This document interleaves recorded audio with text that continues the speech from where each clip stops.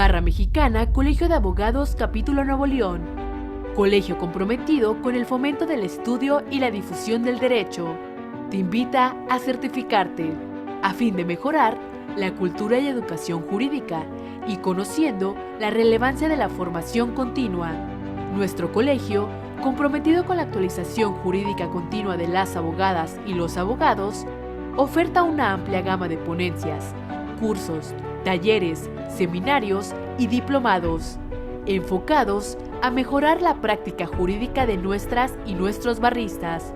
Por ejemplo, finanzas, argumentación, ética, informática, igualdad y equidad, derecho inmobiliario, derecho corporativo y societario, derecho penal, derecho familiar, litigio, cultura de justicia de la paz, derecho administrativo, entre otros.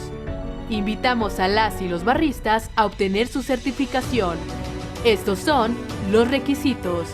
Deberá ser miembro de la Barra Mexicana Colegio de Abogados, no haber sido sancionado por la Junta de Honor, no contar con adeudos en cuota anual u otras actividades, además de contar con al menos 20 puntos anuales en materia de educación jurídica continua, de los cuales 4 deben corresponder a temas de ética profesional y 4 a la Comisión de Igualdad de la BMA.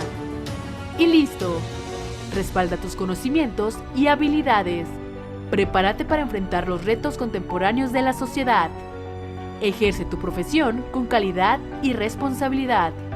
Para más información, dudas o comentarios, comunícate a las siguientes direcciones.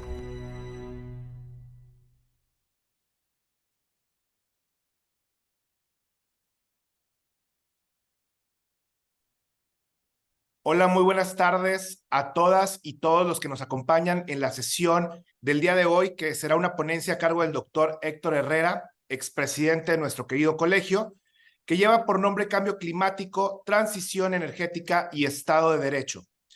Agradezco profundamente a todos los capítulos que se sumaron a la organización de este gran evento.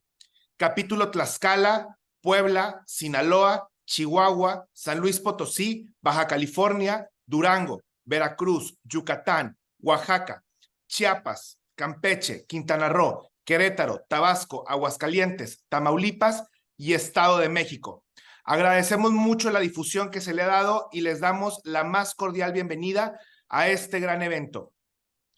Me permito, Héctor, si me permites, bueno, por primero buenas tardes y muchísimas gracias como siempre por acompañarnos, por la disposición de tu tiempo y ser tan generoso en compartirnos toda tu experiencia y conocimiento. Si me permites, me gustaría leer una breve, pero muy breve reseña para no quitar el tiempo de tu ponencia, porque es muy extenso tu currículum, pero voy a tratar de ser muy breve en esa parte. El doctor Héctor Herrera Ordóñez nació el 19 de enero de 1963 en Acopán, Hidalgo, México. Tiene más de 33 años de experiencia ejerciendo la profesión de abogado en México, particularmente en el área de derecho hídrico, derecho ambiental, derecho administrativo, obra pública y litigio. Es abogado egresado de la Escuela Libre de Derecho de la Ciudad de México. Cuenta con una especialidad en Derecho Económico y Corporativo por la Universidad Panamericana y un doctorado en Derecho por investigación por esa misma universidad. Es socio fundador del despacho Herrera y Sato Sociedad Civil, donde continúa su práctica profesional. Es miembro activo de la Barra Mexicana Colegio de Abogados desde 1990, donde ocupó el cargo de presidente de febrero 2019 a febrero 2021. Es miembro activo de la International Bar Association, donde participa activamente en la sección de Derecho de la Energía, Ambiente y Recursos Naturales. Miembro de la American Bar Association, donde participa activamente en la sección de Derecho Internacional desde 2015. Y miembro de la Unión Internacional de Abogados, donde participa activamente en la Comisión de Derecho del Medio Ambiente y del Desarrollo Sustentable desde 2018. Profesor de Derecho Ambiental en diversas universidades. Los últimos 23 años en la Universidad Panamericana, en la Ciudad de México y en Guadalajara. Miembro del Comité Científico del Simposio Internacional de Derecho Ambiental, organizado por la Unión Iberoamericana de Colegios y Agrupaciones de Abogados en Madrid, España, 2007, 2008 y 2009. Coordinador académico del Diplomado Régimen Jurídico del Agua en México de la Barra Mexicana Colegio de Abogados de 2004 a 2012. Profesor en la especialidad de Derecho Ambiental de la División de Posgrados de la Universidad Nacional Autónoma de México, 2013-2014. Profesor de Medio Ambiente y Comercio en el Diplomado de Comercio Internacional de la Escuela Libre de Derecho de 2013 a 2018. Autor del libro Problemática Jurídica del Suministro, Saneamiento y Contaminación del Agua Dulce en el Mundo y en México, una propuesta de solución, de la editorial Tirando Blanche, y coautor del libro Marco Jurídico del Agua hacia una Ley General de Aguas en México, también de Tirando Blanche 2022, y el cual el capítulo Nuevo León tuvo el gusto de que ya lo presentara el mismo Héctor Herrera. Bienvenido, Héctor. El día de hoy me acompañan como moderadora Amparo Verdugo, nuestra presidenta de capítulo Sinaloa, y al finalizar el agradecimiento estará a cargo de Juan Carlos Vázquez, el presidente del capítulo Tlaxcala. El micrófono es tuyo, Héctor. Muchas gracias. Muchas gracias, Miguel Ángel, Amparo, Juan Carlos, por su amable invitación y moderación de este evento. Por favor, al administrador pongan la presentación PowerPoint para dar inicio a esta sesión. Cristina nos levanta la mano. Adelante, Cristina. Disculpa, es que estaba aplaudiéndole a Héctor, pero no, Levanta. disculpa. Gracias. Gracias por acompañarnos también, Cristina, nuestra segunda vicepresidenta y coordinadora de capítulo.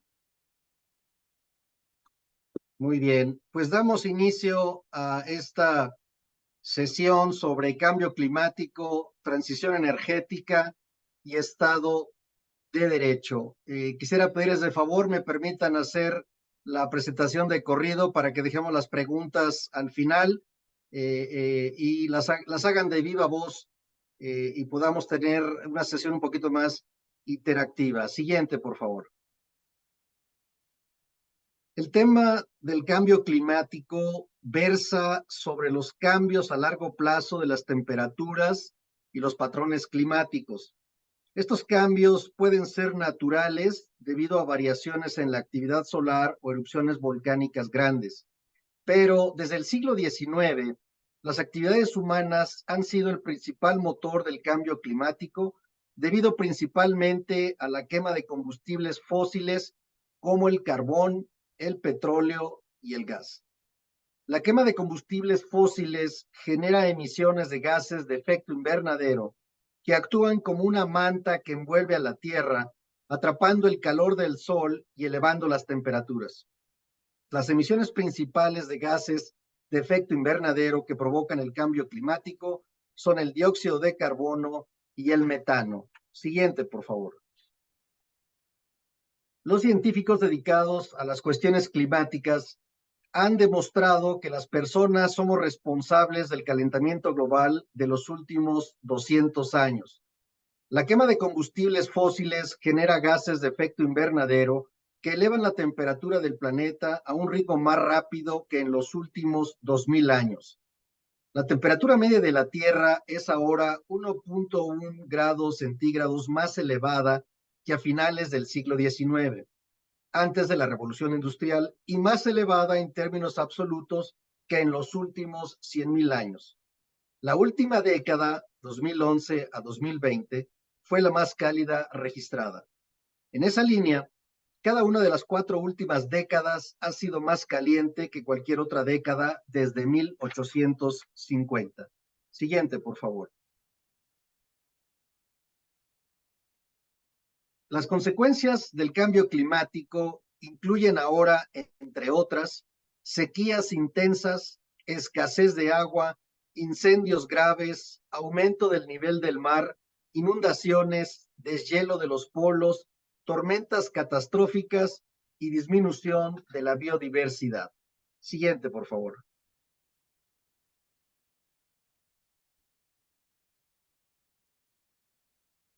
El cambio climático constituye una emergencia mundial que va más allá de las fronteras nacionales. Se trata de un problema que exige soluciones coordinadas en todos los niveles y cooperación internacional para ayudar a los países a avanzar hacia una economía con bajas emisiones de carbono. Para abordar el cambio climático y sus impactos negativos, los líderes mundiales en la Conferencia de las Naciones Unidas sobre el Cambio Climático, llamada COP21 en París, realizaron un importante avance el 12 de diciembre de 2015 con el histórico Acuerdo de París. Siguiente, por favor. El Acuerdo de París es un tratado internacional sobre el cambio climático jurídicamente vinculante. Fue adoptado por 196 partes en la COP21 de París el 12 de diciembre de 2015 y entró en vigor el 4 de noviembre de 2016. Su objetivo es limitar el calentamiento mundial a muy por debajo de 2 grados, preferiblemente 1.5 grados centígrados en comparación con los niveles preindustriales. Para alcanzar este objetivo de temperatura a largo plazo, los países se proponen alcanzar el máximo de las emisiones de gases de efecto invernadero lo antes posible para lograr un planeta con clima neutro para mediados de siglo. El Acuerdo de París es un hito en el proceso multilateral del cambio climático porque por primera vez un acuerdo vinculante hace que todos los países se unan en una causa común para emprender esfuerzos ambiciosos para combatir el cambio climático y adaptarse a sus efectos. Siguiente, por favor. El Acuerdo de París funciona en ciclos de 5 años de medidas climáticas cada vez más ambiciosas llevadas a cabo por los países. En 2020, los países presentaron sus planes de acción climática conocidos como contribuciones determinadas a nivel nacional, a través de las cuales los países comunican las medidas que tomarán para reducir sus emisiones de gases de efecto invernadero con el fin de alcanzar los objetivos del Acuerdo de París. Los países también comunican en dichas contribuciones las acciones que tomarán para crear resiliencia y adaptarse a los efectos del aumento de las temperaturas. El informe de Naciones Unidas que recayó a estas primeras contribuciones determinadas a nivel nacional, lamentablemente reconoció que, aunque ha habido algunos avances, todavía hay una gran preocupación porque estamos, parece ser, a una gran distancia de alcanzar las metas que proponen los científicos de Naciones Unidas. Siguiente, por favor. De conformidad con el informe de la Organización Meteorológica Mundial, publicado el 11 de octubre de 2022, a efecto de limitar el incremento global de la temperatura que está debilitando la seguridad energética, la energía proveniente de fuentes limpias debe duplicarse en los próximos 8 años. El sector energético genera alrededor del 75% de los gases de efecto invernadero a nivel global. Por tanto, la transición hace que la generación de energía más limpia y la mejora de la eficiencia energética sea vital si queremos avanzar hacia el siglo XXI. Siguiente, por favor. El cambio climático afecta directamente el suministro de combustibles, generación de energía y la resiliencia de la infraestructura energética presente y futura. Olas de calor y sequías ponen la actual generación de energía bajo estrés, haciendo más importante la reducción de emisiones de combustibles fósiles. Siguiente, por favor. Las promesas de energía renovable por los países quedan muy cortas respecto de lo necesario para alcanzar la meta de acceso universal a energía asequible, confiable, sustentable y moderna para el año 2030. Siguiente, por favor. De la comunidad internacional, 10 países emiten 2/3 partes de la totalidad de los gases de efecto invernadero. China, Estados Unidos, Unión Europea, India, Rusia, Japón, Brasil, Indonesia, Irán y Canadá. El mundo no podrá combatir exitosamente el cambio climático sin acciones significativas de estos 10 países. Siguiente, por favor. Los países de América Latina generan menos gases de efecto invernadero que los Estados Unidos, Europa, Asia y Medio Oriente, pero sufren desproporcionadamente sus efectos, tales como sequías, huracanes y cambios estacionales. El Banco Mundial estima que 17 millones de personas en América Latina se verán obligados a reubicarse en los próximos 30 años como consecuencia de esos efectos climáticos. Siguiente, por favor. América Latina y el Caribe tienen una gran variedad de recursos naturales para la generación de energías renovables, pero en la mayoría de los casos aún sin explotar. La región con emisiones que representa menos del 10% del total global es altamente vulnerable a las consecuencias del cambio climático. Siguiente, por favor. Las contribuciones determinadas a nivel nacional de México, actualizadas en el 2022, indican aparentemente metas ambiciosas. Sin embargo, hay una interesante página web denominada The Climate Action Tracker, que es un proyecto científico independiente que da seguimiento a las acciones climáticas gubernamentales y las mide respecto del Acuerdo de París mediante la colaboración de dos respetadas organizaciones, Climate Analytics y New Climate Institute, mismas que han proporcionado análisis independientes a gobiernos desde el año 2009. Siguiente, por favor. De acuerdo con el citado Climate Action Tracker, las políticas climáticas de México son regresivas, en tanto que se ha priorizado el uso de combustibles fósiles y las políticas climáticas e instituciones han sido desmanteladas. Las contribuciones determinadas a nivel nacional de México, actualizadas hasta el año 2030, presentadas en noviembre de 2022, resultan en niveles de emisiones más altos que las metas del 2016, violando con ello el Acuerdo de París y leyes mexicanas.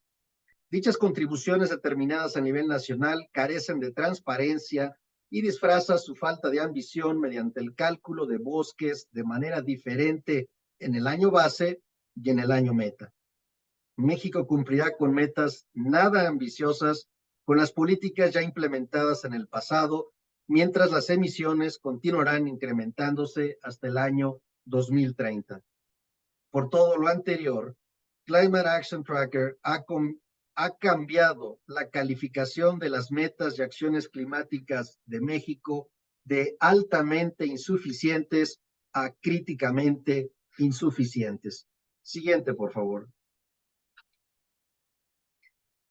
La imagen que están viendo corresponde al informe de la situación de medio ambiente en México al 2018, publicado por la Secretaría de Medio Ambiente y Recursos Naturales, que coincide con la información de Naciones Unidas en el sentido de que es el sector de energía quien genera el 74 o 75% del total de gases de efecto invernadero en nuestro planeta.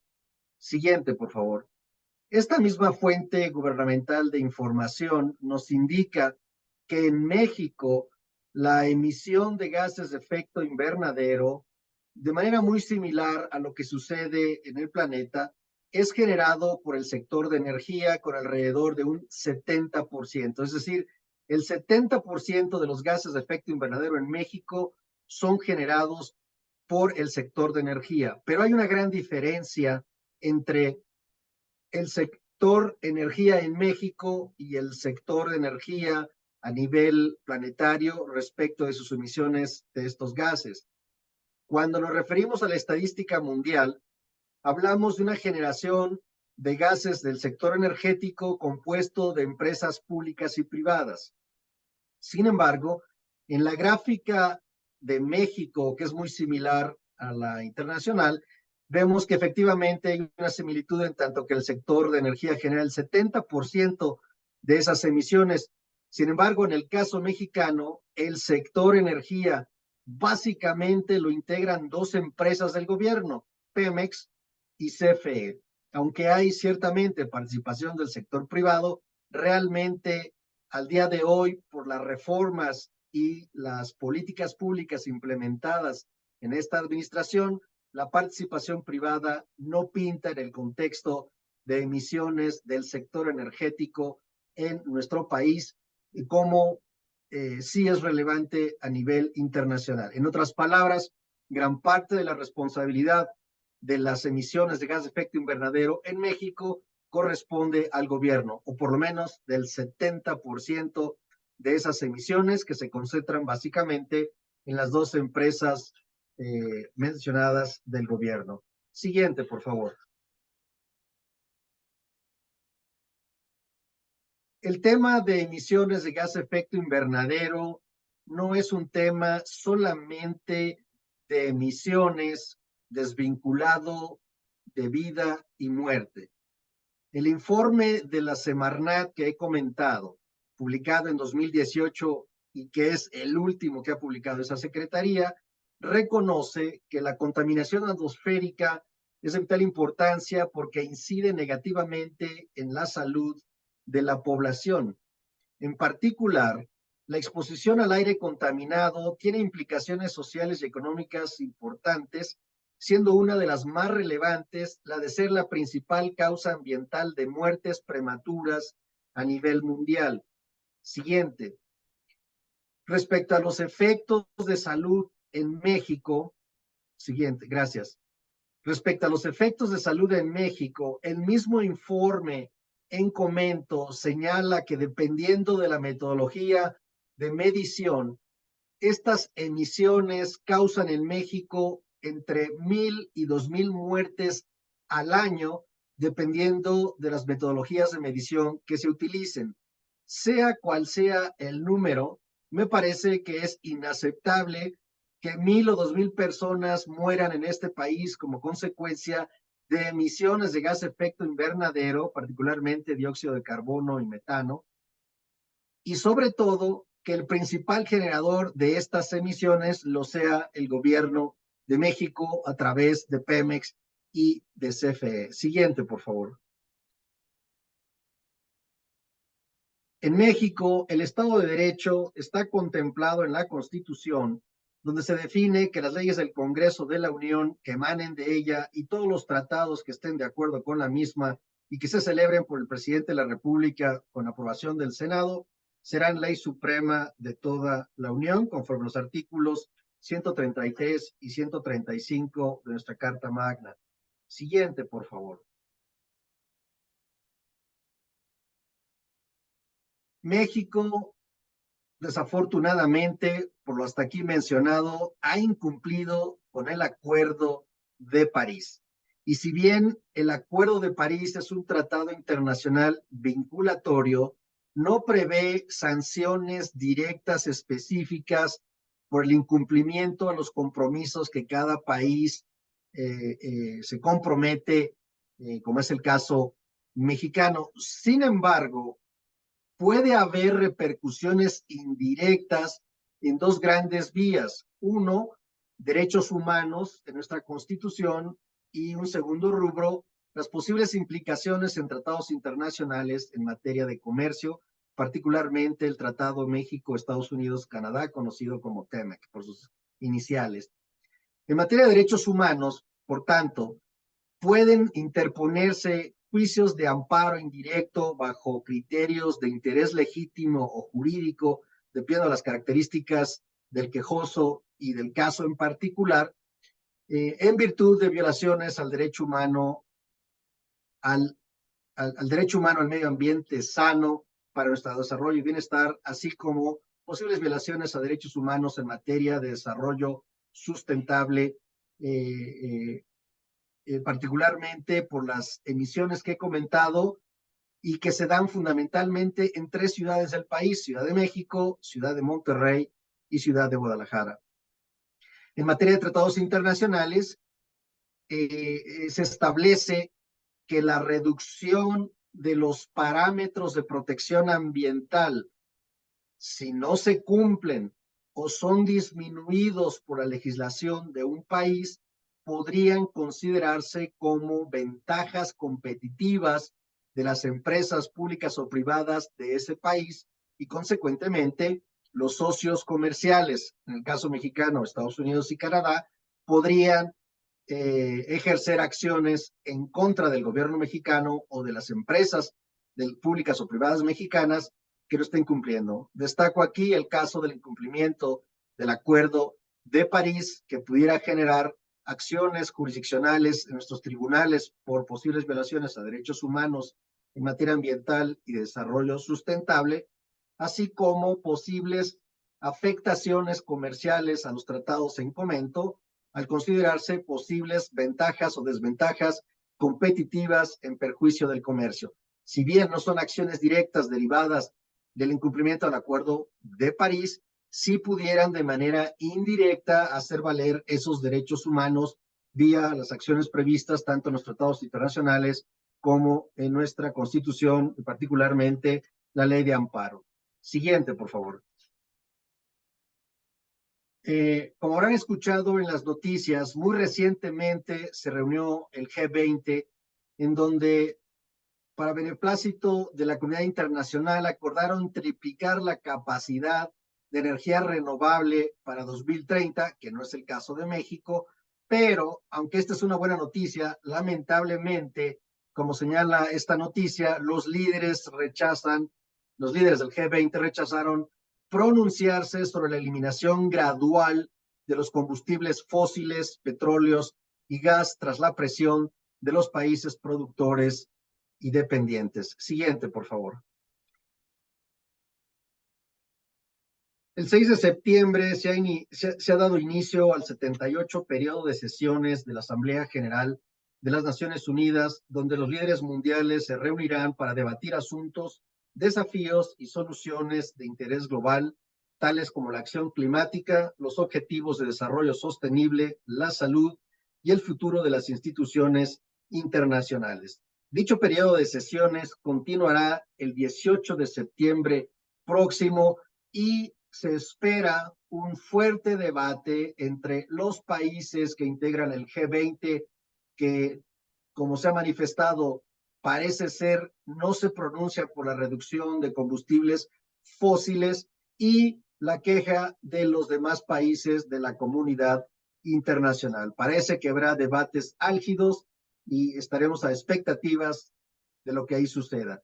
Las organizaciones no gubernamentales y la población en general están reclamando más acciones para la disminución de estos gases de efecto invernadero por todos los efectos desastrosos que pueden provocar a la economía, a la salud, al medio ambiente, por supuesto, y por otro lado, las diferencias que lamentablemente se están dando entre los grupos del G20, que son los principales generadores de gases de efecto invernadero, y el resto de la comunidad internacional, siguiente, por favor, y el resto de la comunidad internacional, que aun cuando genera porcentajes muy inferiores, están sufriendo los efectos negativos que se han comentado en su agricultura, economía, incrementando, por supuesto, las crisis alimentarias, de agua, de salud, migratorias y otras que se van sumando y que cada año se hacen más agresivas. De no corregir el rumbo,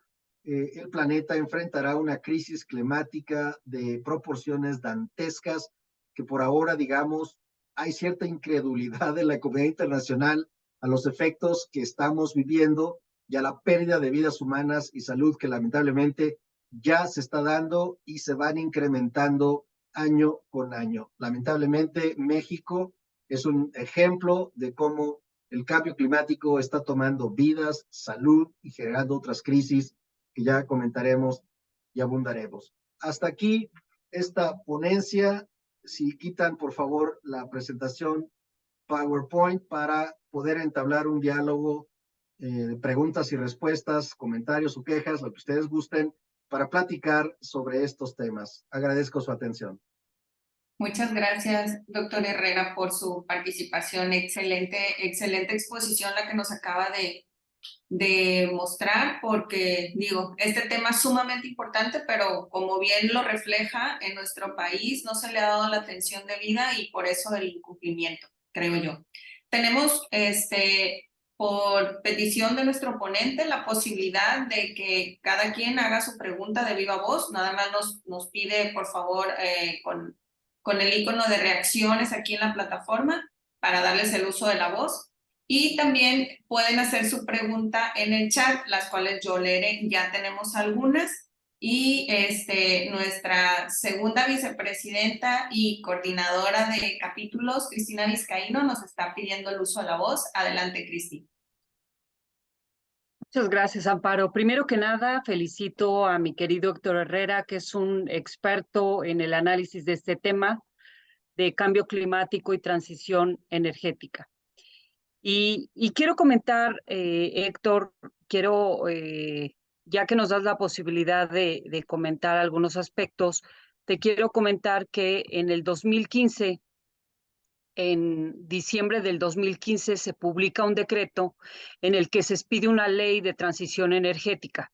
Este decreto, bueno, pues es expedido por el Ejecutivo Federal, que en aquel entonces pues era Enrique Peña Nieto, en donde yo observo que en este decreto sí advierte obligaciones, no solamente para las empresas productivas del Estado como Pemex y Comisión Federal de Electricidad, sino también que en este decreto involucra al cumplimiento a los particulares.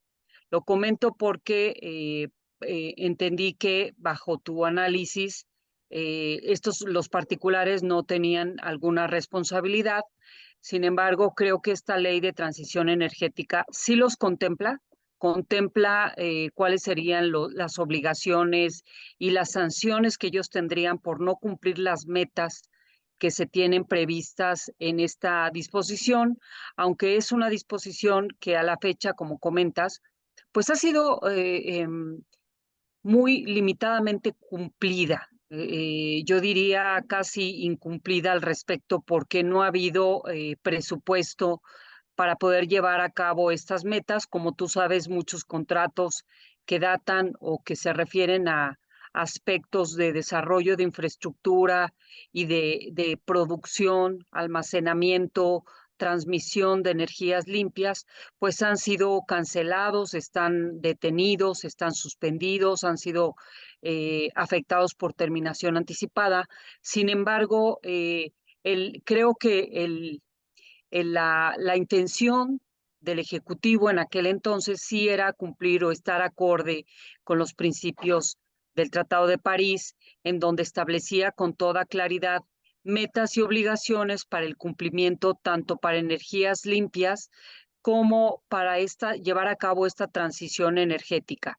Y aquí en este decreto involucra el Ejecutivo Federal a la Semarnat, a la Comisión Reguladora de Energía y otros organismos que llevan a cabo o llevarían a cabo el cumplimiento de estas metas para llevar a cabo la transición energética.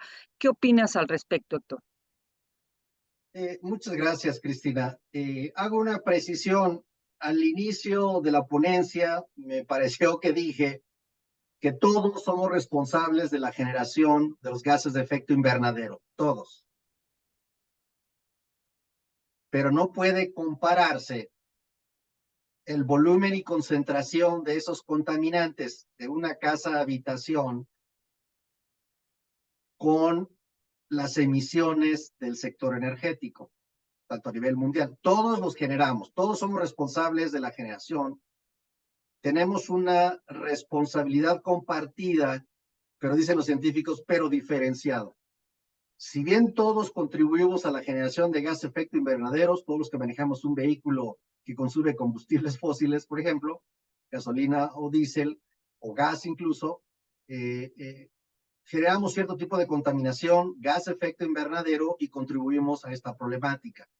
Lo interesante es que Naciones Unidas nos dice, de todos los gases que se emiten en el planeta, el 75% de esas emisiones proviene de un sector económico nada más, el sector energía. Entonces, no es que los generadores del 30% no tengan responsabilidad o no contribuyen, pero se marca la diferencia de que un solo sector energético, un solo sector económico genera 2/3 partes de este problema. Y coincide que este sector energético se ubica en las 10 principales economías, por lo que el grado de responsabilidad, si bien es compartida, es diferenciada y por lo tanto la comunidad internacional argumenta que se les debe exigir más a los países desarrollados, más acciones para prevenir daños y adaptación por ser los principales generadores. Ahora, como bien señalas, hay una ley de transición energética en el país, pero yo miré un poquito más atrás, Cristina. En la administración de Peña Nieto hubo una importante reforma constitucional en materia de energía que a la fecha no se ha modificado en términos constitucionales. Uno de los pilares de esa reforma constitucional en materia de energía era el rubro ambiental, que expresamente contemplaba precisamente la transición energética entendida como una reducción gradual, porque no puede ser inmediata, pero sí una reducción gradual de combustibles fósiles para que con esa misma graduación fueran sustituyéndose por energías más limpias. Y uso la expresión más limpias y no limpias porque también generan ciertos impactos ambientales, pero es preferible tecnologías que generen menos efectos negativos que los que generan más efectos negativos. En ese sentido, la reforma constitucional preveía una apertura para que el sector privado precisamente participara con tecnología y recursos en la generación de energía eléctrica y en su participación en el sector hidrocarburos. Esta transición energética que ya estaba en la Constitución y en el instrumento que comentas, durante esta administración de facto fue bloqueada. Es decir, aun cuando la reforma constitucional no se ha modificado, se expidieron reformas a las leyes, a una constitución, en materia de hidrocarburos y energía eléctrica, así como políticas públicas que de facto han hecho nugatoria las disposiciones constitucionales en materia de participación privada, transición energética y acción climática por las políticas erróneas, en mi opinión, que se han establecido en esta administración. Y es por ello que las instituciones científicas que he comentado califican a México de incumplimiento a sus compromisos de reducción de emisiones, entre otras razones, por el desmantelamiento de las políticas públicas que se refieren a la administración pasada, porque siguen estando en la Constitución, y a las reformas y nuevas políticas públicas que no continuaron con lo que establecía la Constitución ni con los compromisos internacionales en términos de reducción de emisiones, en términos de su transición energética, es decir, sustitución de combustibles fósiles por tecnologías más limpias, eólicas, hidrógeno, las que ustedes quieran. En las etapas iniciales durante la administración de Peña Nieto empezó a fluir la inversión extranjera en los rubros de hidrocarburos y energía eléctrica. Al iniciar esta administración se dio al traste con la reforma, se dio un efecto nugatorio a los certificados de industria limpia y a los certificados de carbono, dejaron tener toda aplicación, se cometieron absurdos.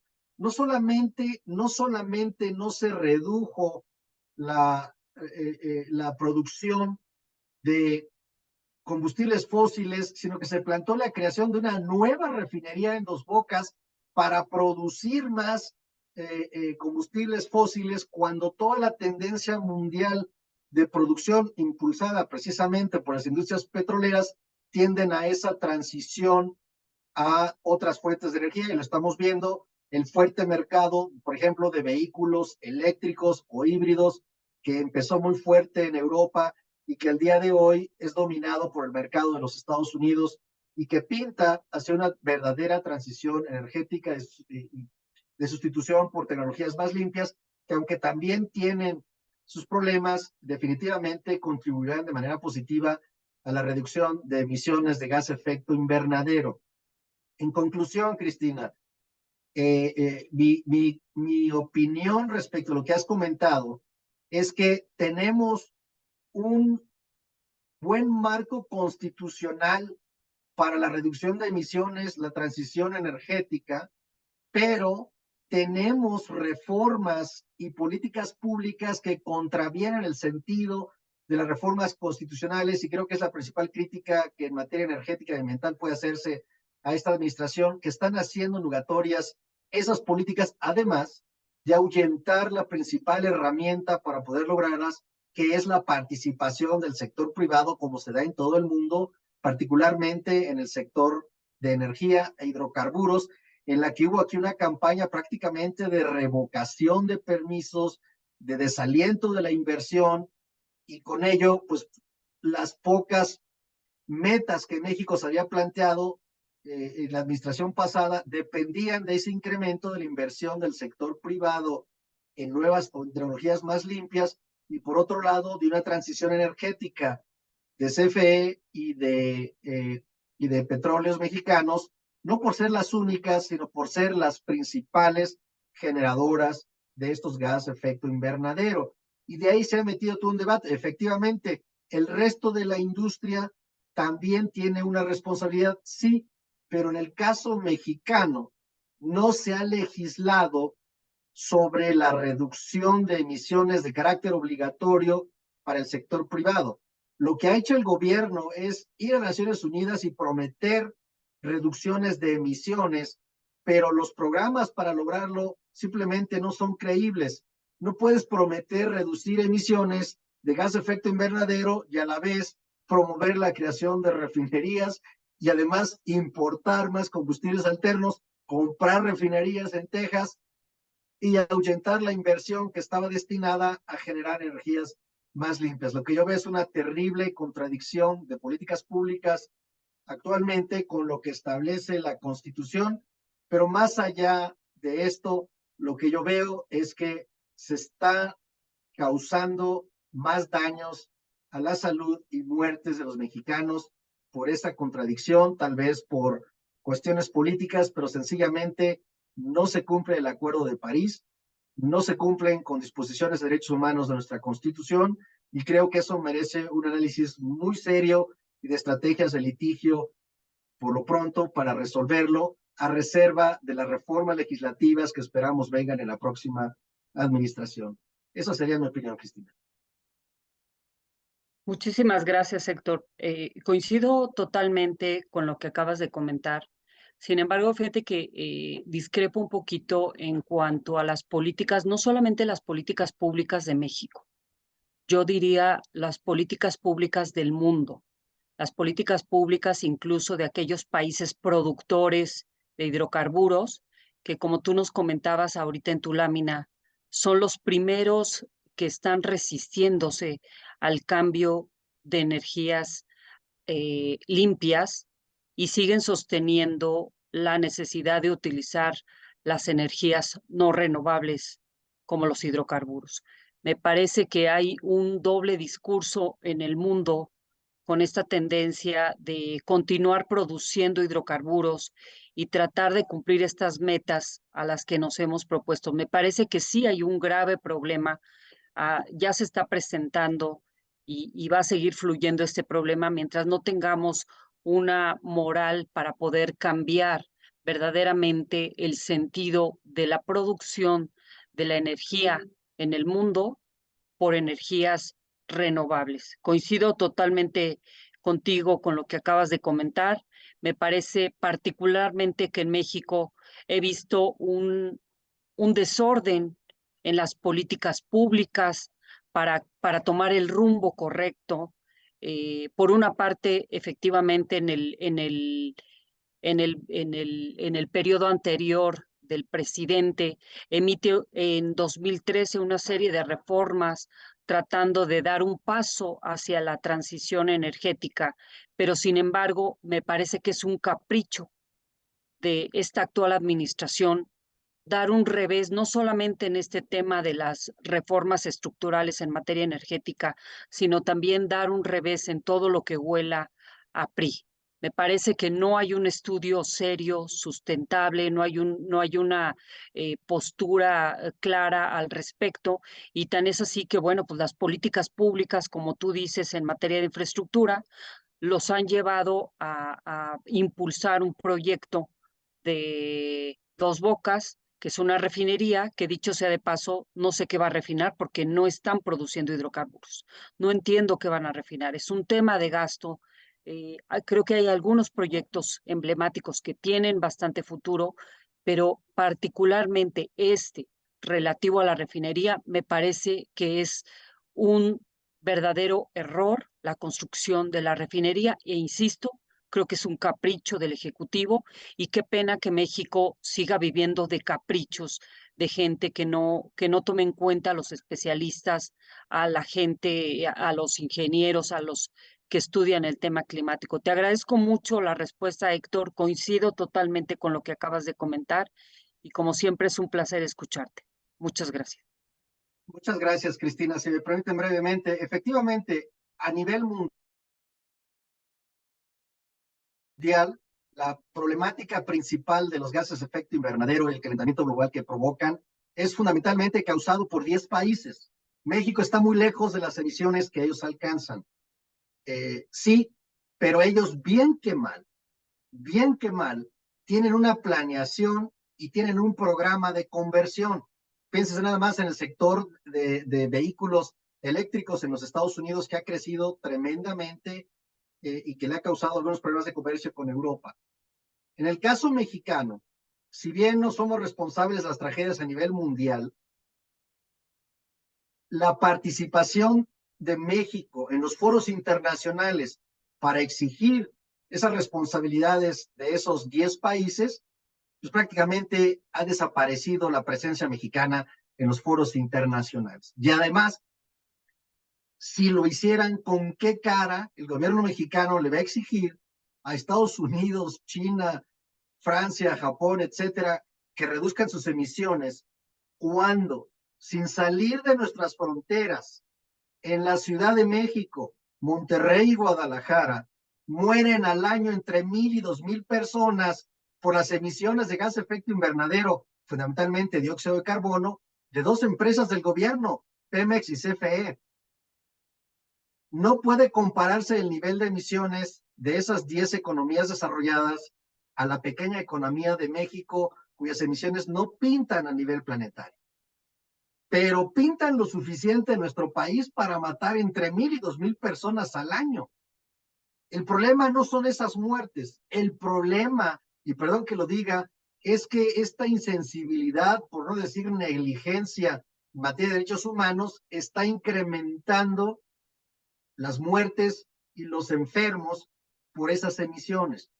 Así que, por mucha ideología política, con razón o sin razón, no se justifica que las políticas públicas causen una mayor mortandad y enfermedades a la población mexicana por caprichos, por políticas públicas o por ideologías. Y por eso agradezco la invitación de este foro, porque estas cosas las tenemos que hacer públicas y tenemos que decirlas. Y si hay que litigar, hay que litigarlos. Pero me parece inaceptable que 1,000 a 2,000 personas en este país mueran en 3 ciudades, fundamentalmente por el volumen y concentración de 2 empresas, no exclusivamente, pero qué casualidad que donde hay las mayores emisiones de estas 2 empresas son precisamente donde más muertes tenemos, y mi punto es, tenemos que hacer algo al respecto. Así que coincido totalmente contigo, Cristina, es un problema muy serio que no solamente no se está resolviendo, sino que va empeorando año con año. Muchas gracias, doctor, por su respuesta. Alejandro Díaz de León está también levantando la mano. Adelante, amigo. Gracias, estimado Amparo. Muchas felicidades, estimado Héctor. Excelente presentación y sumamente interesante. Muy brevemente, nos queda claro que México ha incumplido los acuerdos, el Acuerdo de París y los compromisos ahí adoptados. Yo tengo una pregunta en específica. Hemos analizado cómo las calificadoras internacionales analizan este riesgo país sobre puntos de economía, seguridad, justicia. Los incumplimientos que se hacen a este tipo de compromisos no integran los análisis de riesgo país que hacen las calificadoras internacionales. Son organismos independientes estos que dices, porque por lo que entiendo, cuando el riesgo país se advierte por una calificadora internacional e incrementa el riesgo, sí impacta económicamente para efectos de la inversión extranjera en cierto país. En caso de que no integren estos componentes en materia ambiental de las calificadoras internacionales, bueno, primero saber si lo integran y en caso de que no, qué consecuencias están generando el incumplimiento de estos acuerdos. Muchas gracias y un gusto saludarte como siempre, estimado Héctor, y felicidades nuevamente. Muchas gracias, Alejandro. Mira, es complejo ese tema, pero lo que puedo decirte es que en los temas crediticios, la banca internacional en México, a fechas recientes, está condicionando los créditos para desarrollo de infraestructura o inversión en general en México al cumplimiento de los ESG o las metas o criterios ambientales, sociales y de gobernanza. Sin embargo, en México no se ha legislado y no es vinculatorio, no son vinculatorios políticamente hablando, esos principios ambientales, sociales y de gobernanza que han sido generados por la industria y las empresas a nivel mundial. En algunos países son parte de su legislación, en el caso mexicano no son obligatorias, pero de facto son condiciones de negocios. Básicamente las instituciones financieras te dicen, si quieres que yo te preste para construir o desarrollar infraestructura, pienses en el Istmo de Tehuantepec, bodegas, ferrocarriles, etcétera. Bueno, el financiamiento te va a condicionar y eso va a afectar el interés si se cumplen o no con esos criterios que son básicamente de precaución ambiental, social y de gobernanza. Si no los cumples, el impacto financiero es que los intereses por los préstamos o por el financiamiento va a ser más alto. Quienes cumplan con esos criterios tendrán intereses más bajos. Pero esa es una tendencia de mercado por decisiones de negocios y no propiamente por leyes en el caso mexicano. En el caso de las calificadoras de inversiones y particularmente referido a las acciones de empresas que cotizan en bolsa, ellos ya descontaron el tema de la problemática ambiental, pero fundamentalmente al tema de contaminación en la producción, por ejemplo, de alimentos, bebidas, minería y otros sectores.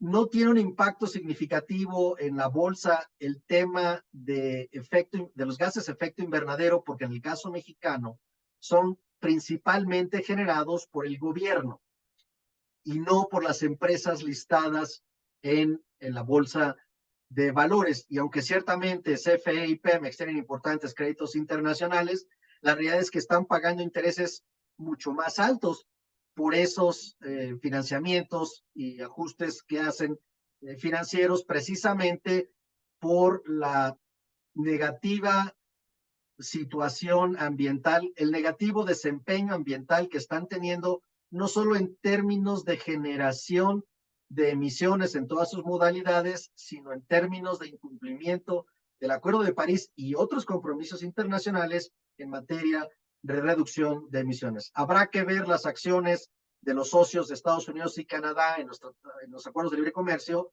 respecto a si consideran que esta reducción de los estándares ambientales será o no una ventaja o desventaja competitiva que amerite acciones o paneles arbitrales de recuperación de inversiones u otras acciones, precisamente por ese incumplimiento de compromisos internacionales. No cumplir con esos acuerdos y no tomar medidas para controlar emisiones, evidentemente implican ahorros económicos que podrían considerarse una desventaja competitiva para aquellas empresas de países donde sí les exigen invertir en esa transición que tiene costo y en el caso mexicano, pues no se haga efectiva el compromiso que internacionalmente se ha hecho público y no se haga efectivo ni siquiera la reforma constitucional que sigue en vigor en materia de transición energética. Te agradezco la interesante pregunta, Alejandro. Muchas gracias a ti, estimado Héctor. Gusto saludarte. Muchas gracias, doctor, por su respuesta. Tenemos otra pregunta acá en el chat de Carlos Tapia. ¿Cuál es el camino que, en su opinión, debe seguir México para reducir las emisiones que tiene? Y otra, el mismo Carlos Tapia, ¿qué debería hacer la industria que es altamente dependiente de combustibles fósiles? Bueno, el plan a seguir ya está hecho. La reforma constitucional energética no se ha modificado en la Constitución y sobre todo en sus transitorios. Así que el paso a seguir es convertir en realidad los principios y derechos constitucionales establecidos en esa reforma. Y por lo tanto, habrá que revertir las reformas que se hicieron en esta administración en materia de hidrocarburos, energía eléctrica principalmente, para retomar el paso de la inversión, de la transición energética que no se puede llevar a cabo sin la participación del sector privado por los altos costos que esto implica y porque ha demostrado en todos los países del mundo que ha sido la mejor manera de solventar esta problemática que es sumamente costosa. Y por otro lado, para las empresas que son dependientes de los combustibles fósiles y que son muchas, bueno, como hacen otros países, se deberá legislar para que de manera gradual y no de un día para otro, de una manera planeada, consensada, con las diferencias y modalidades que amerita cada sector, haya un programa gradual de transición de combustibles. Pero si el gobierno no pone de su parte, va a ser difícil. Pongo un ejemplo. Hace años, precisamente como consecuencia de la reforma constitucional en lo que se refiere a la transición energética, la Secretaría de Energía y la Secretaría de Medio Ambiente emitieron una norma oficial mexicana para mejorar la calidad de los combustibles fósiles, gasolinas México, con una reducción de azufre.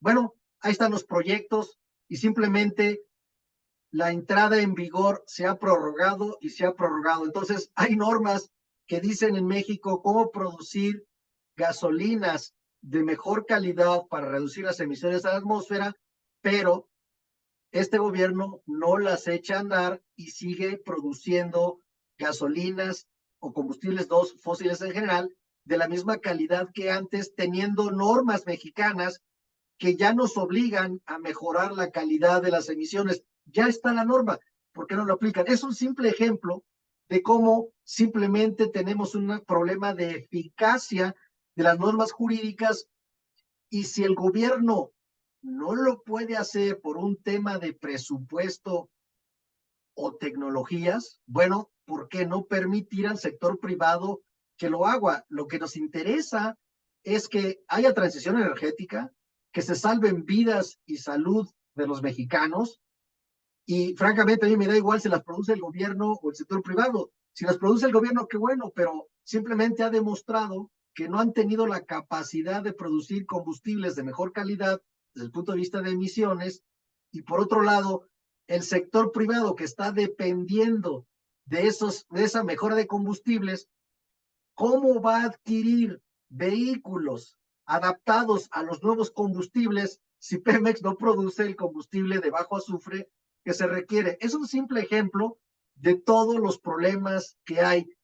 ¿De qué sirve señalar en la reforma constitucional que el sector privado puede participar prácticamente en todos los rubros de energía eléctrica, salvo líneas de transmisión, cuando en la práctica revocan todos los permisos, desalientas la inversión y a ver quién hace algo para producir energías limpias? El gobierno anuncia que lo hace, pero lo hace en cantidades mínimas, no tiene ni el presupuesto ni la tecnología que se requiere y estamos perdiendo grandes oportunidades de inversión y sobre todo grandes oportunidades para hacer lo correcto y salvar vidas humanas y salud. Gracias, doctor. Tenemos otra pregunta de Alejandro Dávalos. La Ley Federal de Responsabilidad Ambiental es aplicable al sector energético, principalmente respecto de las empresas productivas del Estado. No, la Ley Federal de Responsabilidad Ambiental aplica a todos los generadores de emisiones, sean públicos o privados por igual. Recuerden que esa ley establece parámetros para que las autoridades ambientales, Semarnat, ASEA, Profepa, Conagua, etcétera, determinen si hay o no daños al ambiente bajo los criterios de responsabilidad objetiva y subjetiva que ahí se establecen, no solo en el ámbito administrativo, sino en el ámbito penal. Y más importante, se establece una acción judicial para acudir a juzgados de distrito cuando los afectados en la comunidad que corresponda consideren que la remediación impuesta no sea suficiente, la remediación impuesta por las autoridades ambientales competentes no sea suficiente y entonces el juzgado de distrito pueda imponer medidas adicionales. La Ley Federal de Responsabilidad Ambiental será una herramienta de gran utilidad para exigir responsabilidades tanto al sector público como al sector privado. Señalo y destaco al sector público porque genera el 74% de las emisiones de gas de efecto invernadero del país. Pero reitero, no es que el sector privado no tenga responsabilidad, también la tiene. Y bueno, al sector privado excede sus parámetros para emisiones de contaminantes y te cae la Profepa, te caen multas, te caen clausuras, te caen procedimientos penales ante la Fiscalía General de la República.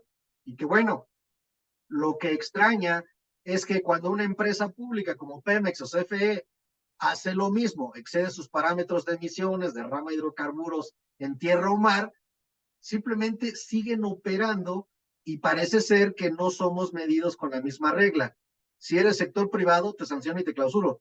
Si eres sector privado, si eres sector público, pues parece ser que hay otros criterios o tienen otros datos y no les aplican con la misma severidad que aplican. Y bueno, eso me parece que es discriminatorio y no contribuye al Estado de Derecho, por el contrario, solapa conductas inapropiadas, indebidas, y debería aplicarse igual para sector público y para sector privado. Excelente, muy bien.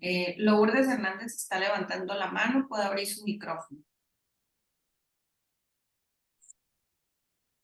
Hola, buenas tardes a todos. Felicidades, Héctor, por la exposición. Y bueno, aquí en este tema de la Ley Federal de Responsabilidad Ambiental, pues efectivamente, como comenta Héctor, pues es aplicable a todas las personas que puedan cometer alguna irregularidad ambiental y con esto ocasionar un daño. Sin embargo, los actores que tienen la posibilidad de legitimar, de iniciar esta acción de responsabilidad ambiental son pocos. Dentro de ellos, pues se encuentra la Profepa. Y justamente la Profepa, pues en la experiencia es que no inicia este tipo de acciones en contra de particularmente la CFE ni de Pemex. ¿Por qué? Pues porque son empresas del Estado y que en caso de resultar daños al ambiente, tendrían que hacerse acreedoras a una multa, pero no solo eso, a la reparación o compensación de los daños ambientales causados. Entonces es muy difícil que pues a esas dos empresas pues estatales se les inicie este tipo de acciones. Ya vemos en el caso de hidrocarburos que la ASEA, la Agencia de Seguridad, Energía y Ambiente, en el caso de Pemex, pues impone o no impone multas y tiene que pedir permiso a Pemex y tiene que pedir permiso a todas las superioridades para inclusive imponer medidas correctivas cuando haya alguna pues infracción a la ley o cuando haya algún derrame. No sé si ustedes han visto muchos derrames que ocurren de petrolíferos y al final pues no pasa nada. Ni siquiera sabemos si da aviso Pemex a las autoridades ambientales y pues en consecuencia pues menos remediar los daños ambientales, lo cual pues es un despropósito, ¿no? Y pues por supuesto pues tampoco dan cumplimiento a todos estos acuerdos internacionales en materia de cambio climático. Y bueno, sería mi aportación. Gracias. Muchas gracias, Lourdes. Coincido totalmente contigo y quisiera traer un ejemplo a colación, el Tren Maya. Un proyecto impulsado desde el Ejecutivo Federal. Es bueno, ¿dónde está la Profepa? ¿Dónde está la Fiscalía General de la República por los delitos, por la probable comisión de delitos contra el ambiente, por la destrucción de selva, sin autorizaciones de impacto ambiental previas. Parece ser que los proyectos del gobierno están teniendo un trato privilegiado que no les corresponde, al contrario, deberían tener, tampoco deben tener más obligaciones que los particulares, pero simplemente no se les exige lo mismo que a los particulares, y bueno, coincido con Lourdes en el sentido de que es un despropósito, y nuevamente siguen generando un problema de ineficacia de las normas jurídicas que, en mi opinión, viola derechos humanos, el medio ambiente, la sustentabilidad, entre otros, y genera una práctica reprobable entre las autoridades que deberían ser los garantes y proteccionistas del medio ambiente, y bueno, se dedican a perseguir más bien a empresas privadas y no exigir lo que corresponde a todos, particularmente a las empresas productivas del Estado o a los proyectos del gobierno federal. Creo que una de las principales críticas a los proyectos del gobierno va a ser ese desaseo jurídico en materia de autorizaciones previas, de análisis para determinar evaluaciones para determinar viabilidad de proyectos, y no el construyen y luego averiguan cómo lo regularizamos, ¿no? Me parece que ha habido suma negligencia y eso va a acarrear consecuencias. Totalmente. Tenemos un comentario de Ana María de la Cruz. Dice, en efecto, un tema de suma importancia, toda vez que la emergencia climática no hace distinciones y el efecto mariposa respecto del alza de temperatura cada vez es más palpable. En San Luis Potosí, ella nos escucha desde allá, se presentó una iniciativa que reforma la ley de cambio climático, incluyéndose el concepto de emergencia climática. Al momento se encuentra en análisis y hacemos votos porque sea aprobada. Pues ojalá, perdón que se los diga así, pero la ley de cambio climático en México es una vacilada. Las leyes deben imponer obligaciones y reconocer derechos. La ley de cambio climático en México es una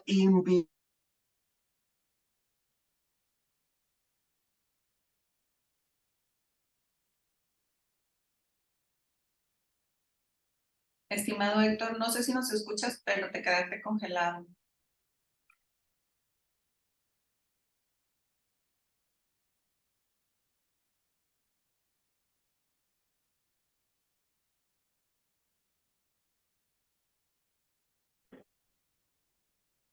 Se quedó congelado, Amparo. Vamos a esperar un poquito a ver si recupera la señal. Sí, aquí ya le estoy mandando un mensaje a ver si lo ven.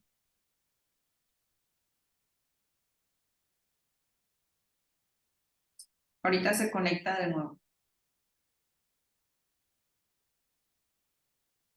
Pero bueno, mientras se conecta el doctor Herrera, indiscutiblemente este tema es de suma importancia y lo que nos estaba comentando pues a nivel internacional los efectos que tiene cuando un país no cumple, pues además del tema de cuando México pide algún crédito y los requisitos o exigencias que le imponen para otorgarle esos créditos, me parece que la comunidad internacional debiera unirse para que esto no quede como en un soft law. Pues la ONU no puede sancionar a un país de tal manera que lo pueda obligar más bien, pero yo creo que la comunidad internacional sí debiera unirse para aplicar de alguna manera sanciones a quienes no cumplan, porque es algo que nos impacta a todos.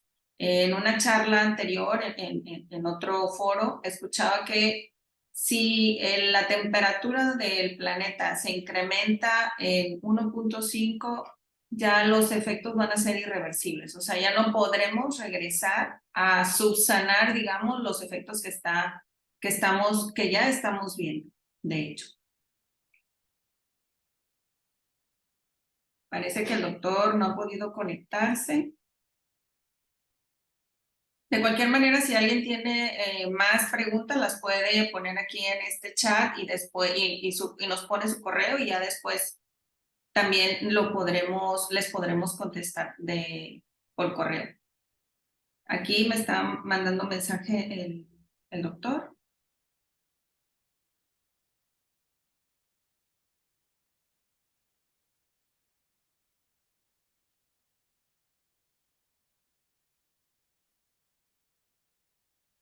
Mi estimado Miguel, pide el doctor que si le mandamos la liga, por favor.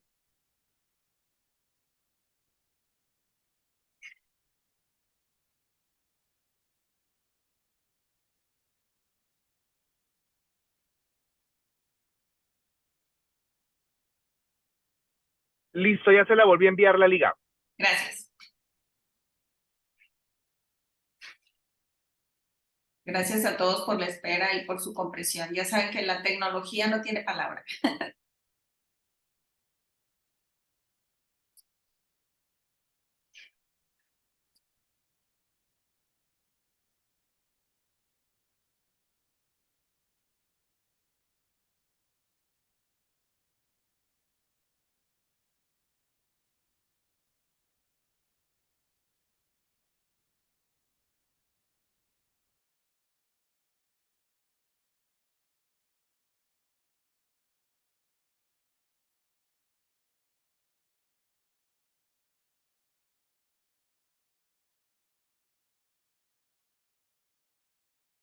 Priscila, nada más revisar sala de espera, por favor. Digo, yo no lo veo, pero por si llegara a estar en sala de espera Héctor. Ok.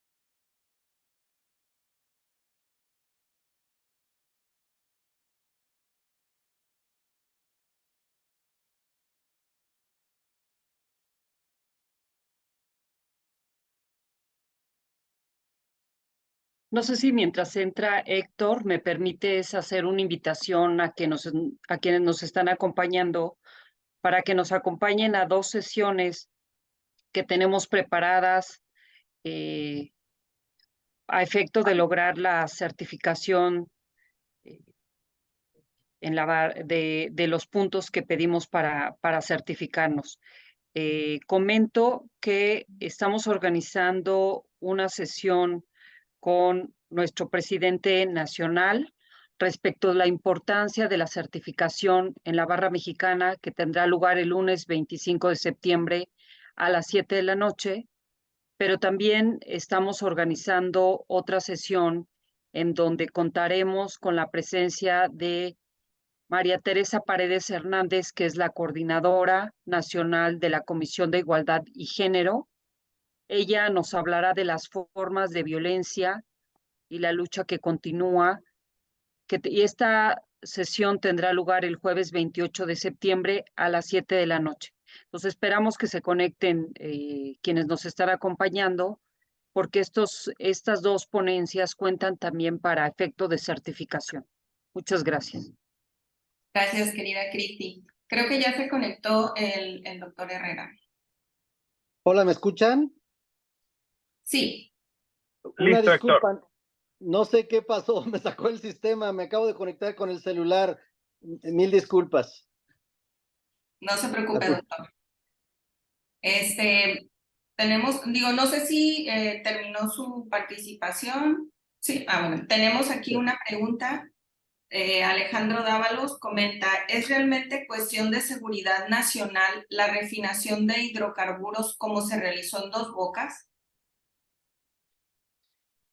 En mi opinión, no. Y no es tanto la refinación. Entiendo que lo que se planteó como asunto de seguridad nacional es la construcción del proyecto.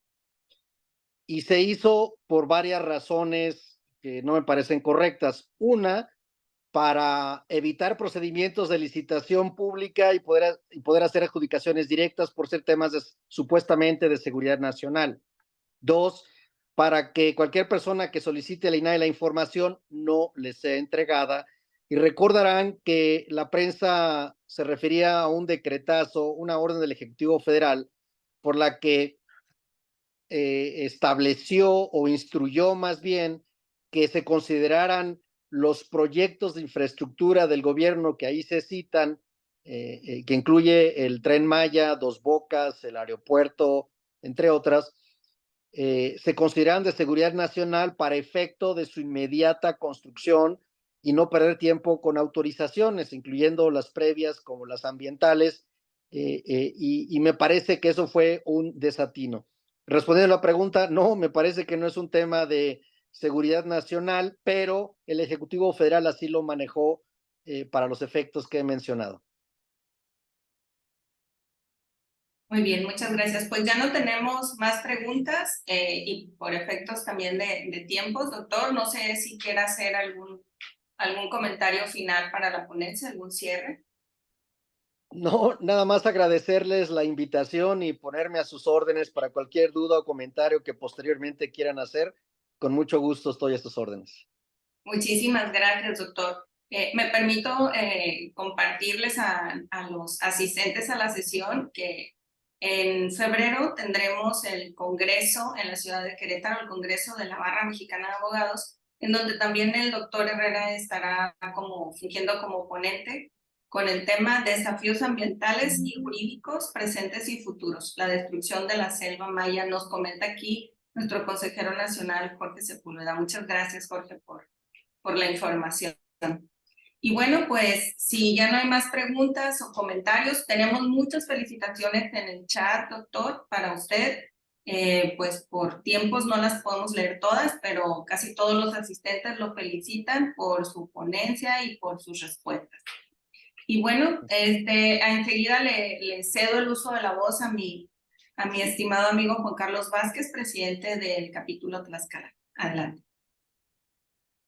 Muchas gracias, querida Amparo. Muchas gracias al doctor Héctor Herrera por esta magnífica conferencia. Por aquí estoy leyendo en el chat que dicen que si nos puede compartir sus redes sociales para efecto de seguirlo, porque indiscutiblemente es usted uno de los mejores disertantes en la materia del derecho climático. Entonces, no sé si nos los pueda compartir. Sí, muchas gracias. En Facebook o en Twitter como Héctor Herrera aparece Héctor Herrera 06 o algo así, pero si no, con Héctor Herrera tanto en Twitter como Facebook pueden seguirme, o también en LinkedIn posteo información de carácter ambiental, breves notas y alertas, o directamente a mi celular o correo que se los puede proporcionar en las oficinas de la barra, sin ningún problema. Muchas gracias. Y bueno, quedo atento si nos puede administración poner la constancia que le hemos preparado al doctor. Muy estimado doctor Héctor Herrera, pues en representación de los estimados colegas presidentes de los capítulos que anunciaré, nos permitimos entregarle el presente reconocimiento que dice: de manera conjunta, los capítulos Nuevo León, Tlaxcala, Puebla, Sinaloa, Chihuahua, San Luis Potosí, Baja California, Durango, Veracruz, Yucatán, Oaxaca, Chiapas, Campeche, Quintana Roo, Querétaro, Tabasco, Aguascalientes y Tamaulipas, de la Barra Mexicana Colegio de Abogados AC, otorgan el presente reconocimiento al doctor Héctor Herrera Ordóñez por su destacada conferencia Cambio Climático, Transición Energética y Estado de Derecho, celebrado el jueves 14 de septiembre del 2023.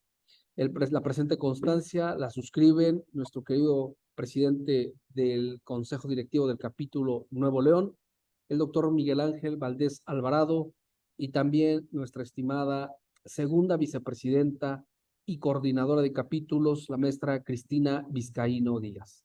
Por favor, doctor, recíbalo con mucho cariño y aprecio, y también el reconocimiento a su magnífica exposición. Muchísimas gracias. pues no me resta más que agradecerles a todos por esta sesión y decirles que nos vemos en las próximas sesiones. Muchísimas gracias a todos y buenas tardes. Gracias, saludos a todos y todos. Muchas gracias. Muchísimas gracias. Doctor. Gracias. Gracias a Gracias, todos. Héctor, como Felicidades siempre, a los capítulos. Gracias, Cristina, y gracias, Héctor, por excelente exposición. Muchas gracias. Gracias a mis colegas presidentes de capítulos por esta sesión conjunta. Gracias, Miguel Valdés, por coordinarnos y organizarla. Muchas gracias.